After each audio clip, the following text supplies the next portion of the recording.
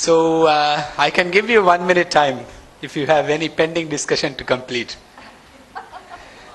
Yeah? And I have something.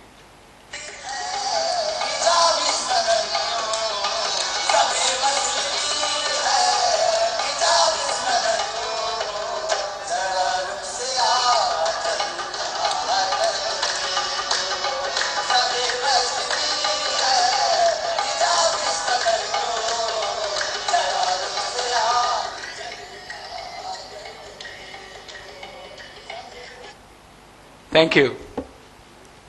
So I just, as a community broadcaster, I always believe in a principle that is, don't tell but show. That will attract people. That will, people connected.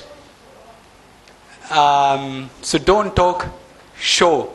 So that's the way to bring visual images into audio. Coming back to my topic, in order to be little bit specific about what I'm going to be talking, I will not deal about inclusion of excluded communities in my discussion, and I will also try to avoid myself talking too much about community radio and children. So I'm going to be very specific on women and community radio. Maybe a little bit on children. So it's clear for me, first of all. Looking at the global exercises on addressing women's issue, if we really want to make it really women or gender broadly, LGBTQ, whatever, there are certain dominant, research schools that shape this discourse. At least I could cite 3 of them. One of them is a global huge research project. It's called GMMP. Is that Global Media Monitoring Project. Is managed by WAC, a Canadian-based organization. And the second program is also UNESCO-affiliated one. It's called GAMAG. It's Global Assembly for Gender and Media. There is also a third intervention by an organization called IMCR, which is International Association for Media Research and Communication.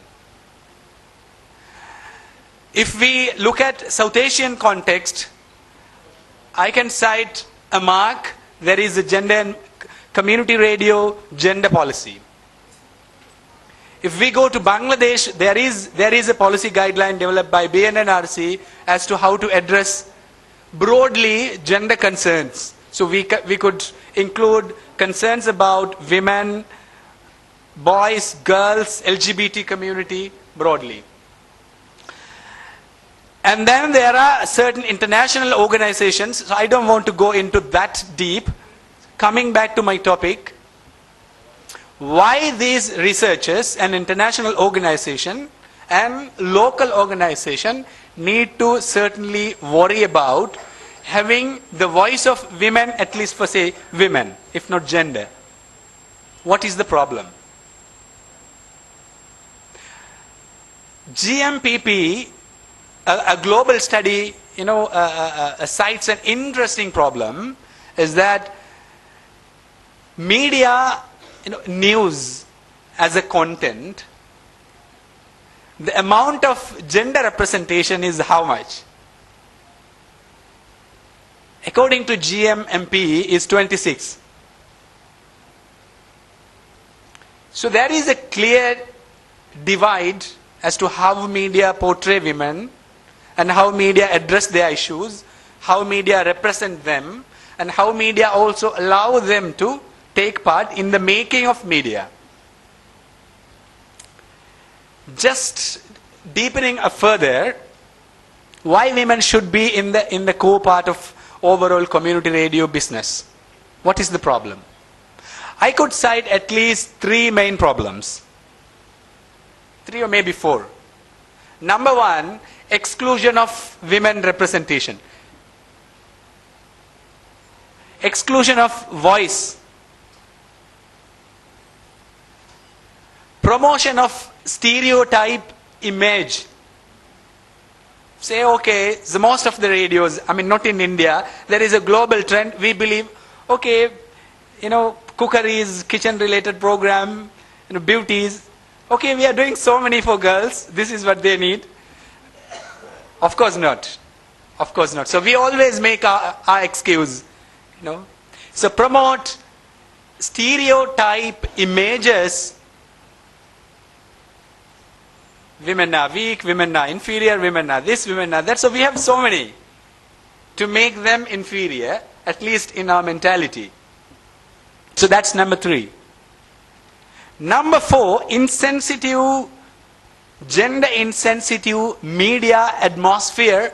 So we can say in community media also this is the same. Why? When we call media, we could definitely see it's predominantly dominated by men. Simple example is you just go back to 15 minutes news bulletin and see who is there, who are the people there in the news. So these are the four various reasons concluded by various studies as to why we need to have more women's inclusion in community media. And hopefully, I'm sure BNNRC may have their English version. AMARC will have their South Asian. AMARC chapter WIN has their English version. There are several other international organizations. They produced various guidelines as to how to engage women within the overall community media landscape. And then way forward. I'm not going to talk too much and killing the time. So the way forward. I can think of, from my experience, I can think of 5 specific interventions. If we really want a gender sensitive community media tool or sector, I would consider following the 5 points, at least in my reading, in my little reading, to be very important.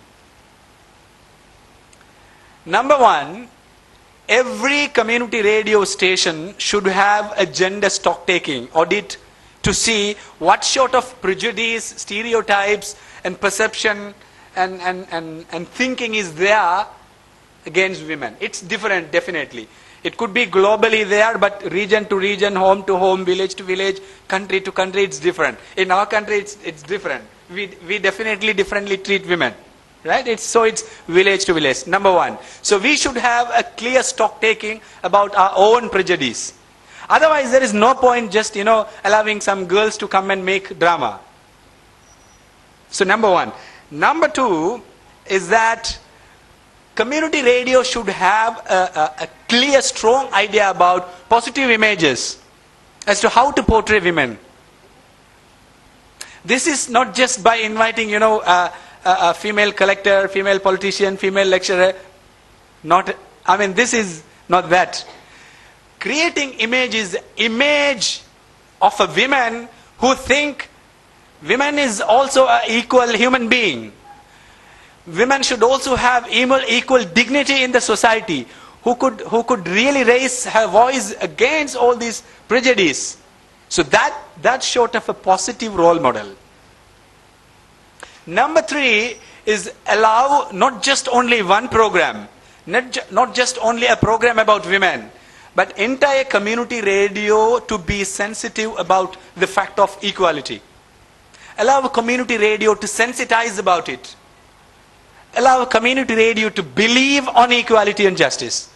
Otherwise, what happens is boss, immediate boss, middle boss, and then producer, operating assistant, presenter. There is a clear hierarchy. An innocent producer go and talk to some women and come back from a documentary and we claim, okay, so we have a program on women. No. A community radio that has no faith on equality and justice, no need to produce any program on women. It's not going to be so effective. Number 4 is also a partly of what Baslubai said. A community radio that has more strategic vision to address women concern should have clear audit about capacity need. Capacity need, in my way, not allowing, short of course we should allow women to come and learn technology, edit, produce, everything. But the primary thing is allow women to talk. Allow women to talk. Which is the problem? Don't talk on behalf of women, allow women to talk on their behalf. So, still I'm trying to be very precise. I have a colleague of Bhubaneswar I, whose name is Mr. David, who worked for BBC. He used to say, if we want to really empower women through community radio, of course you might be training 10, 15, 20, less than 100 women. Of course it is worthwhile, but not strategically adequate. What you should do is allow every woman in home to speak when they are at home, at least about their cookery issues, issue with family, maintaining, healthcare, whatever. They will have hundreds of stories to tell. And allow them to, WhatsApp them. That's it. Those are very powerful messages. And allow women to narrate their stories, not keep their wounds in their mind. Create space for them to talk, tell their stories. Finally, children, just to do at least a little bit of a fair, I can cite off a very good program that is run by Hyderabad University, my colleague Vasugi Bilavadi, to allow children to shape their world. Children to make news, children to produce program, children to be the news readers, children to be content maker. But I am unable to make exclusive opinion on that because I have never seen that. I've only read. So based on my reading, I don't want to make any comments. So one word summarize, allowing women to take microphone is a first step. Allowing women to make their own media program, allowing women to take the representation quota, allowing women to be the decision makers, which is very important in community media. And first of all, allowing women to be in the process of the making of media. They've never seen how these programs are, made of. That I could, say my thoughts for way forward. Thank you.